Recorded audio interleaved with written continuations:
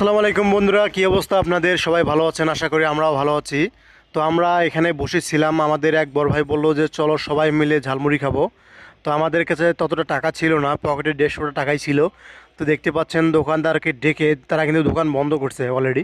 আমরা ওদেরকে ডেকে দেখুন ছোট ছোট চানাচুরের প্যাকেট কয়েকটা আর কয়েকটা 30 টাকা দামের একটা মুড়ির প্যাকেট নিয়েছি। আর এখানে 2টা পেঁয়াজ আর হচ্ছে একটা সরিষার বোতল, তেলের বোতল নিয়ে আমরা কিন্তু এটা এখন মেখে খাবো সবাই মিলে। আর হচ্ছে পাশে কিছু ছেলেপেলে আছে, তারা কিন্তু ওখানে বসে আড্ডা দিচ্ছে। তো আমরা এখানে নিয়ে আসলাম, দেখুন রশিদুল ভাইয়া আমাদেরকে সুন্দর করে গ্যাসের চুলায় মরিচ পুড়িয়ে দিল।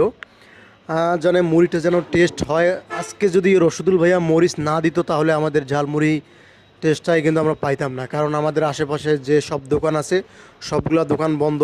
আর এই মরিচ কয়েকটা আমি বাসা থেকে নিয়ে আসলাম।